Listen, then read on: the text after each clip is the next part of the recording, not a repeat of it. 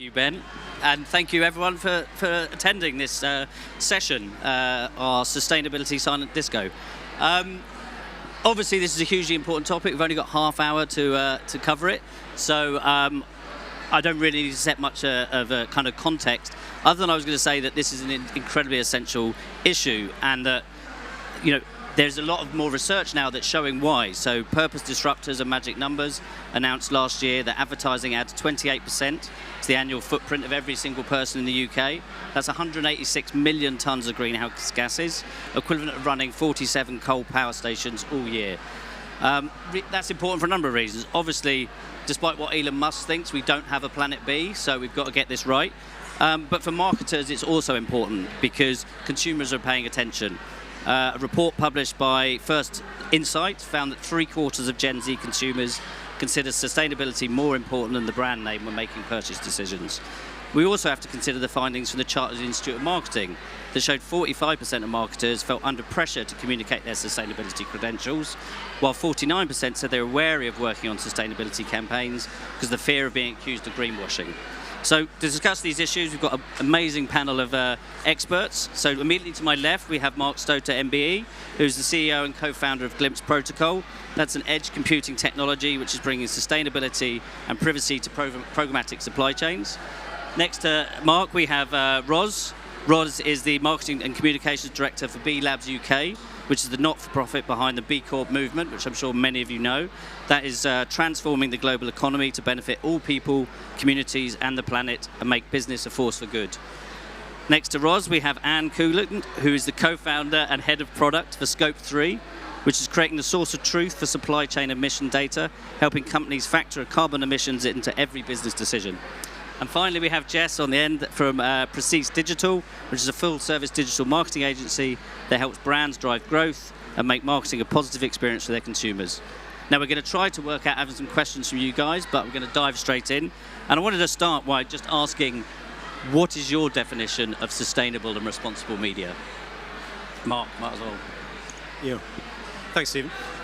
So yeah, first of all, I just wanted to reflect on the really startling figures that you led with there. So to recognise that 28% of an individual's carbon footprint every year is due to the impact of digital advertising is just remarkable.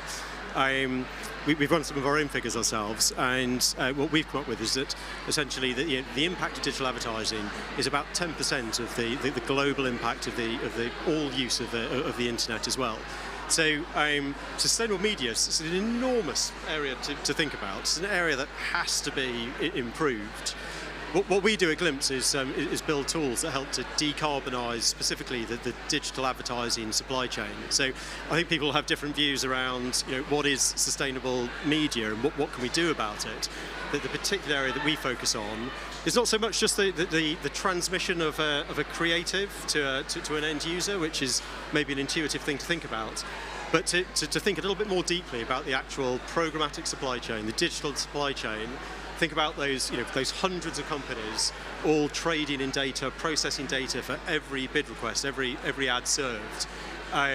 So what I would say for sustainable media is it's really important that anybody involved in the ecosystem is taking the time to understand it and to scrutinise the supply chains, because the bulk of this impact is in the supply chains. So maybe to answer in one particular way is to say it's about the buying of the media that has to be sustainable, and it's really important that everyone in this industry is thinking about how to buy it and to buy it in a way that can achieve reductions in those emissions.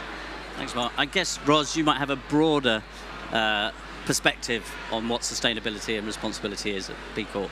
Yeah, I mean, I think a lot of what we've just heard really gives a great definition for sustainable media. I think at B Corp what we're interested in is looking kind of holistically at how businesses operate, and it's not just about the environment, but also thinking about the governance of a business, the responsibility to their workers and their employees. Do they have a voice?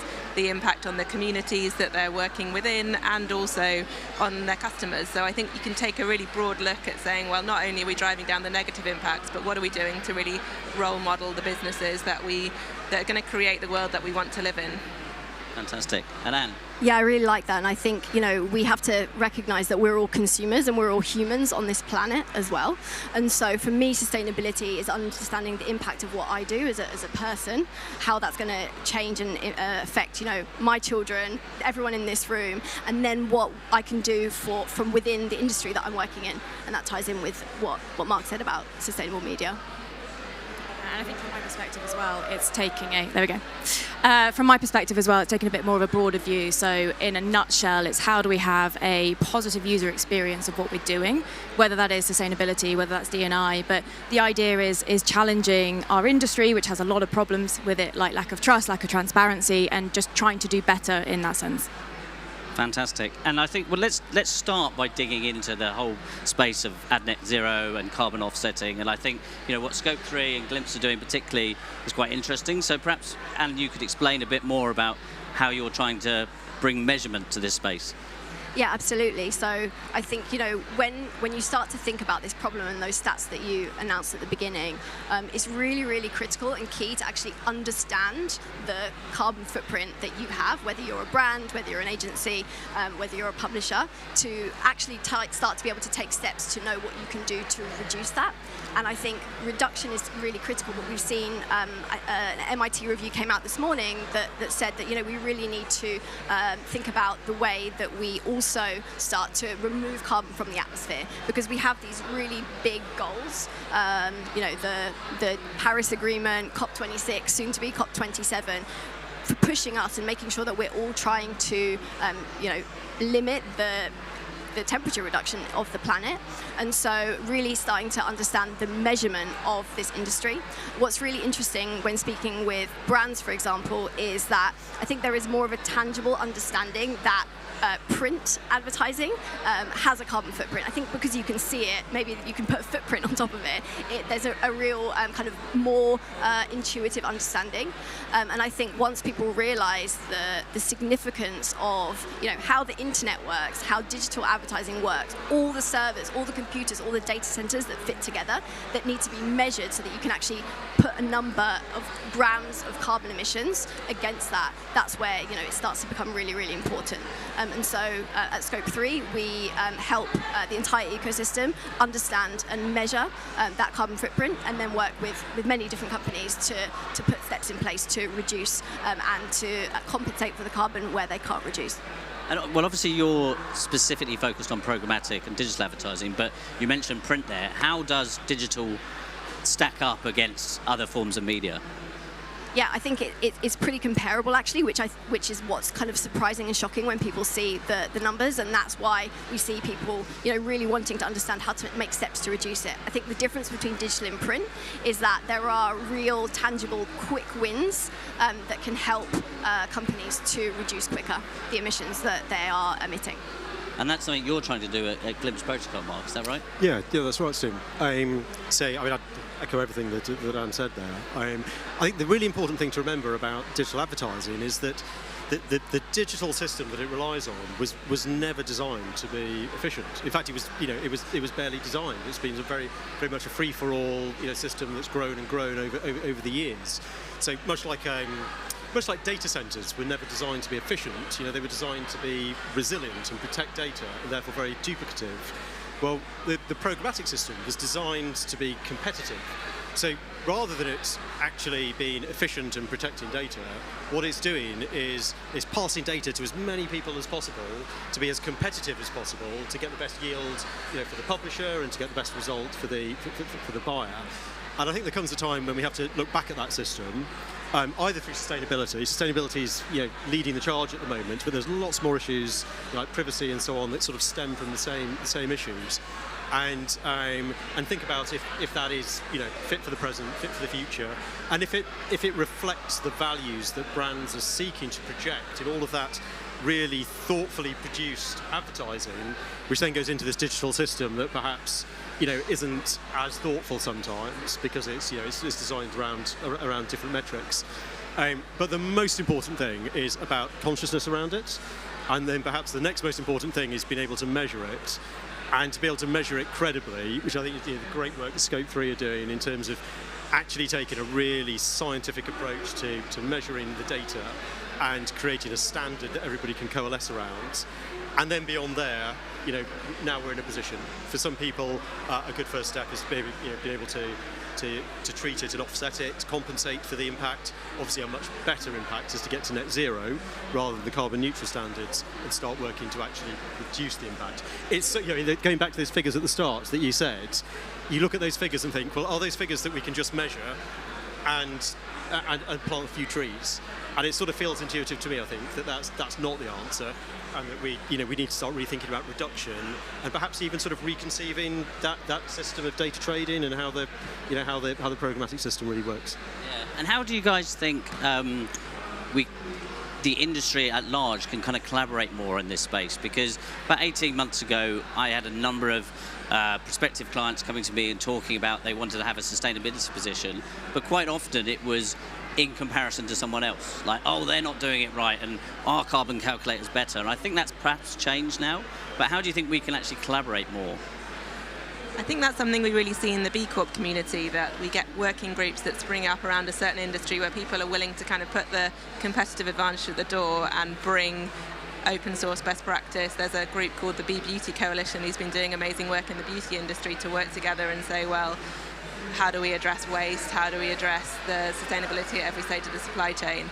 I think there's some kind of future there of really acknowledging that we have some shared problems that we need to solve and that we won't do it alone. So kind of being able to find spaces like that and kind of find communities of practice, I guess, that are addressing some of the same challenges.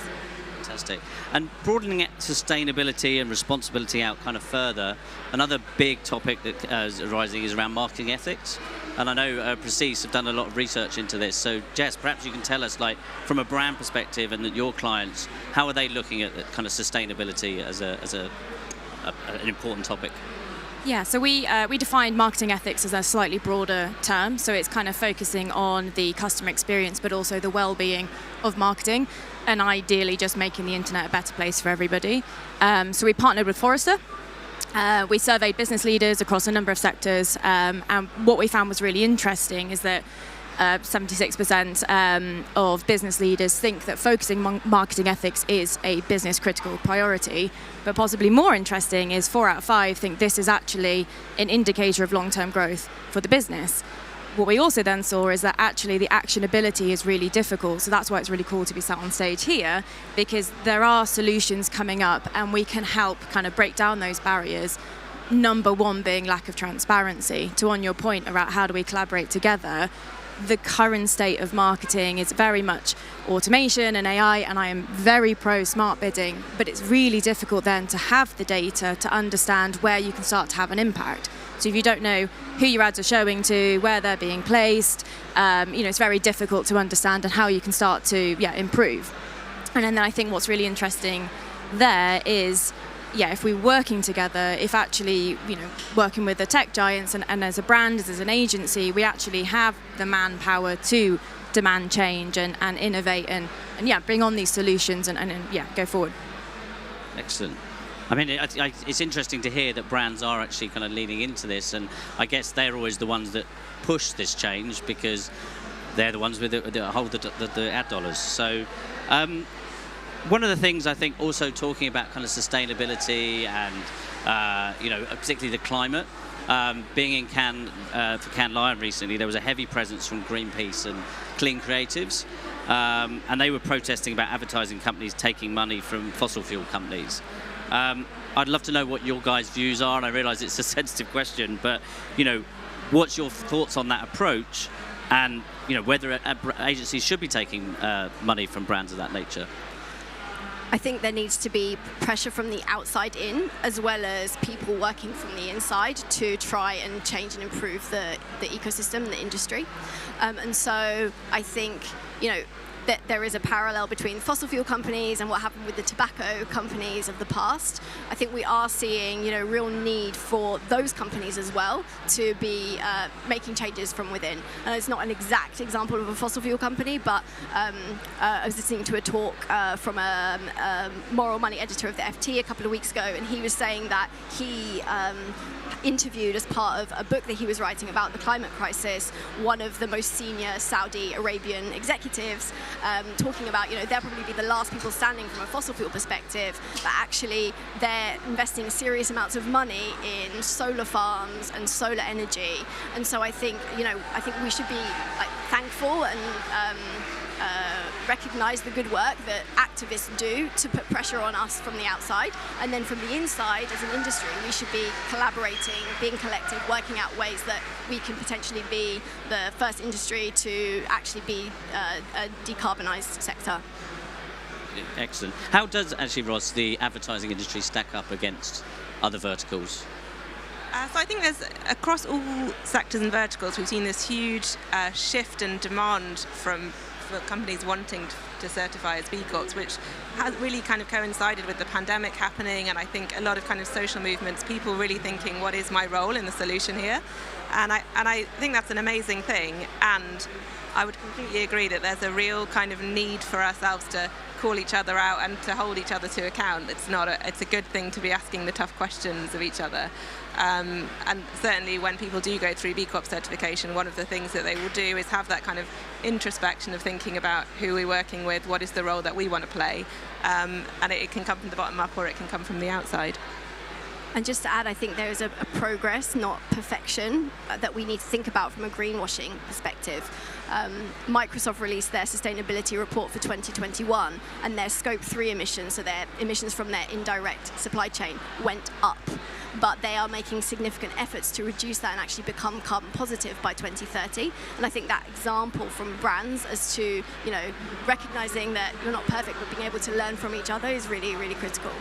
In fact, we're just on an aside there, and perhaps you could explain the difference between Scope 1, 2 and 3, because maybe not everyone knows what that is. Yeah, so Scope 1 emissions are your direct emissions that you as a company, as a business own. Scope 2 is those indirect emissions but that are purely from powering your office space, etc. And Scope 3 is all the emissions within your supply chain. So, Microsoft, for example, I think it was 97.7% of their total emissions are Scope 3. So it's about the connectivity with everyone that you do business with. And so that's why it can be quite a big number. But you don't have to necessarily report on that. I think the regulation is changing, but that's why we're called Scope 3. We want to really shine a light on the fact that, the emissions are from who you do business with. Right, fantastic. And you asked there, Ros, you mentioned tough questions and obviously greenwashing. I think greenwashing's an interesting topic, and perhaps my opinion of that has changed. I'd love to hear your guys' view on it, because yes, there are lots of companies that are doing good, but quite often, and unfortunately it seems to be often left-wing media that are then calling out these companies when they do one thing wrong. I think, innocent drinks was a classic recent example. I just wondered what you guys' view on greenwashing as a notion was. I think it kind of does come back to that progress, not perfection. It's important when companies are showing leadership and looking at the long-term behaviour of companies and acknowledging that they won't always, there will be missteps, companies won't always act perfectly. And at the same time, I think those kind of moments when consumers and other stakeholders are just becoming much more aware of the problem, challenging brands to do better, moving the goalposts in a really positive way as to what they want to see from businesses, that can only take us in the right direction. So it's a kind of a mixture of educating ourselves as the consumer and also really kind of challenging ourselves to have robust standards around some of this. I also think one of the tools for greenwashing, or one of the ways to combat greenwashing, has got to be around just improving the level of assessment and analysis and education, and starting that collaborative process of agreeing standards. And in our industry, if you think sort of a year ago, when maybe some of those calculators started coming out, some of them are more rigorous than others, some of them are doing different figures than others. If you tried to do a search for academic material around the impact of advertising, there really wasn't anything. Some of the big industry moves were looking at sort of the business activities, but weren't really looking at the digital supply chains. And if you think how far we've moved from that in a year, with much more rigorous measurement and understanding, and that collaboration starting to happen across the industry, I think eventually that just leaves little space for the greenwashing, or it becomes so easy to call out that we all get ourselves on a more ethical footing in terms of the narrative.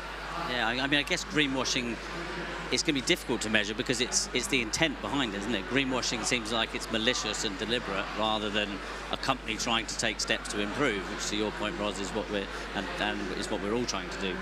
Are there brands any of you guys look to who are doing particularly well in this space? I think for me, Patagonia is one that's doing really well. And the reason that I like them is because they are not perfect, but they learn and they change. So they've looked beyond the sustainability and they look at animal welfare. And I can't remember the charity now, but somebody called them out on it and they were like, let's reform and let's work together on a solution. And I think this is what's really interesting from a business perspective, because something we don't have time to talk about is the actual profit margins. They have a business where you can have a 20-year-old coat and you get a rip in it and they will repair it for free. That does not make business sense. Yet they are a really strong brand and you buy more with them as a result of that. And I think they're a really good example of a company that are trying to do better and actually succeeding from a profit basis as well. Yeah, I think the rise of Tony's Chocolate Only is another one where they've been really transparent about what they're trying to achieve and not always perfect, but also really wanting to take their customers on a journey with them. And I think that's what we're seeing more of, is kind of baked in good from businesses who start up knowing that they want to be a force for good, and that's where my heart belongs. I just wanted to jump on the Patagonia example because I think, probably one of the longest standing sustainable, companies who've had so much leadership in the area. But one of the things that's really distinctive about them is I think that they started looking at their supply chain incredibly early. And if you read their own impact statement, it's very much about how they scrutinised their entire supply chain so they could really stand up and say that they were a sustainable company. So I think there's, and way before Scope 3 became, in terms of Scope 3 and net zero as the ambitious standards that companies are now setting themselves against, that feels like it's really only been 6, 8, 9, maybe 12 months for major brands. But Patagonia's been doing this for such a long time. And I think it's definitely a lesson there for our industry in terms of, if you want to take steps, constructive steps into sustainability, so much of it is about the supply chain. Was it WPP, I think, recently said, was it 93% of their emissions they've decided are Scope 3. 55% of that is digital Scope 3, is the digital supply chain.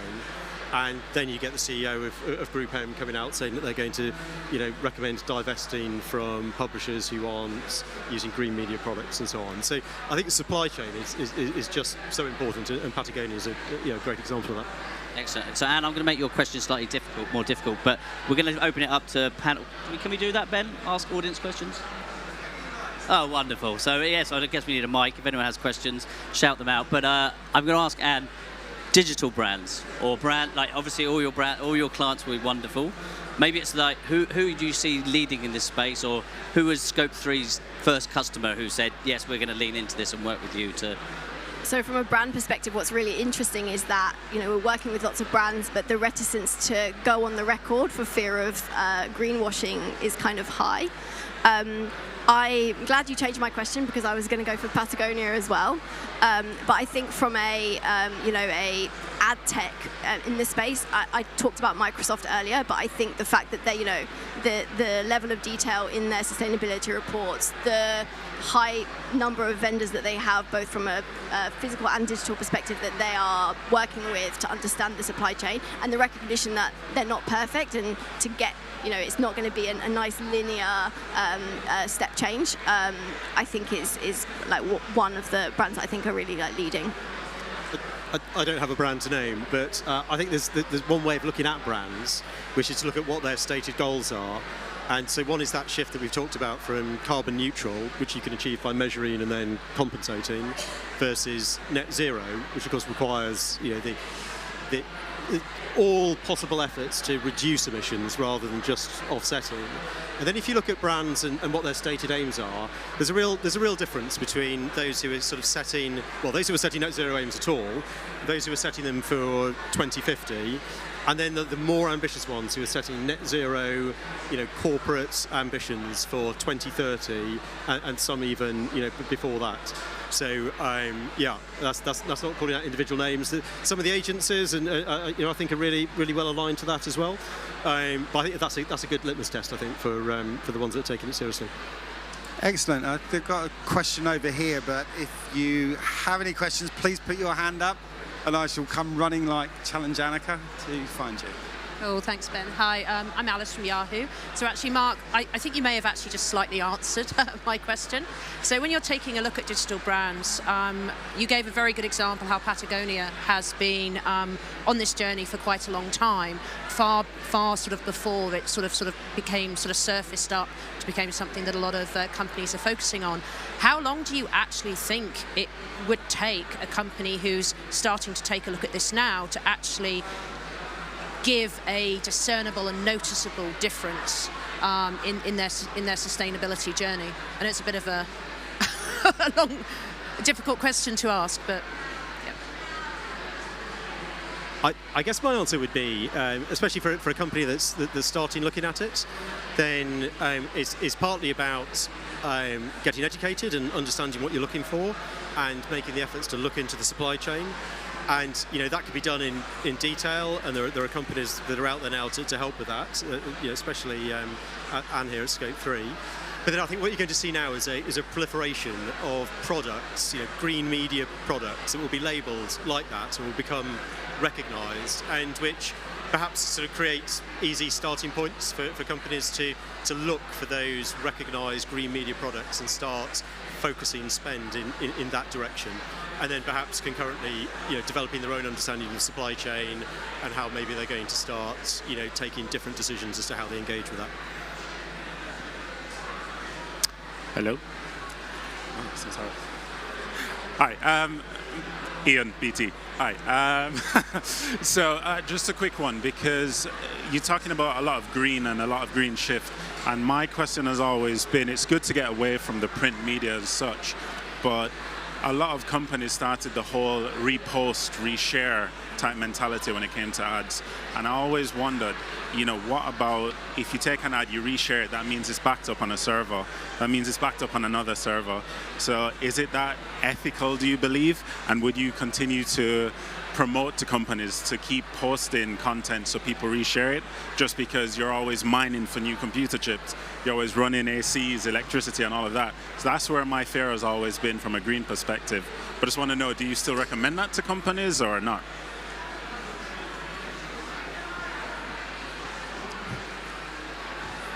Don't pretend you can't answer, Stephen, just because you don't have a microphone. That's not how it works here. I think we're on a journey. So I think each creative mix and each channel mix kind of has a role. I think we need to take meaningful steps. So if we're thinking about processing power, there's a lot of ways that you can reduce the weight of creatives. For example, a method called sprite sheeting. So whilst, yes, to an extent, but I think if they are seeing, because you can't also think about user-first advertising, you can't say don't engage with my brand, don't reshare, but I do think there are elements of finding the right way and making meaningful, incremental steps to reducing the weight of the creatives. Yeah, no, I think from a, thinking about the point from the actual creation of the content through to the supply chain to the point of when the user can actually repost or share is where there will be significant ways that you can reduce as well. So I think that's kind of at the end stage, I think, is one additional factor in a media plan, but thinking about the before as well and all of the steps to that point is where you could see significant reductions. Fantastic. Well, I'm conscious of time. I've got one more question, and I think this leads into what we've just been talking about, and particularly the fact that I've asked all of you to name a brand, and 2 or 3 of you said Patagonia. So I'm hoping we do this next year and the year after, there'll be a far broader range of brands to kind of reference and point to as best practice. But for all these people here who are sitting here thinking about sustainability, what would your advice be if they're, whether they're in a brand, an ad tech business, an agency? What can they do to start to kind of agitate and encourage their businesses to think about this and take those incremental steps? Ros, go for it. I was going to say that one tool that B-Lab produces is the business impact assessment, which is a completely free tool that anyone who's, whether you're a business owner or whatever role you're in the company, you can take to start to think about where your blind spots are, and it looks across the whole company. So it's a really useful starting point if, you know, most people who work in this industry are not sustainability experts and shouldn't necessarily be expected to learn everything overnight, but it's a useful place to architecture for you to start to have some of those internal discussions. And then for a really deep dive into the advertising digital supply chain, like measure the carbon footprint of your digital presence, your digital campaigns. And then from there, you can start to take steps to reduce and compensate for the carbon to see that real shift. And I think if we're focusing on greenwashing in particular and kind of accidental greenwashing, two recommendations. One, internally, make sure you've got diverse skill sets and thoughts in the meetings, making those decisions. And then you as agencies, marketers and brands, don't be scared to put your hand up and challenge that actually maybe we haven't hit the right tone there. And then the second point is put yourself in the customer's shoes. At the end of the day, I think we get quite bogged down on like, oh, this is an awareness creative and nobody thinks like that as a consumer. So if they can't understand exactly what your point is and what your brand is from the image, then you probably need to add a little bit more detail or come at it from a different angle. Fantastic. Mark, any? I think I'd go back to sort of education. You know, we've talked about what is the difference between scope 1, 2, 3. You know, we still need to think about that. We need to think about supply chains. So I think there's still lots of opportunity just to educate ourselves internally in our companies. And then there's a cascade, isn't there? There's a cascade of intent. I think very often the leadership of companies will make these decisions, and then individual business units maybe don't quite reorientate towards those. So, I mean, you know, as a simple sort of corporate level, education and making sure it cascades down, I think is a good start.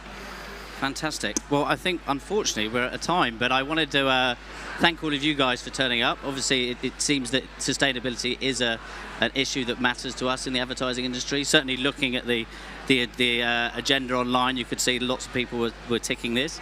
And obviously, thank my esteemed panel. So, Jess, Anne, Ros and Mark, if we can all raise a virtual silent disco hand. Thank you very much.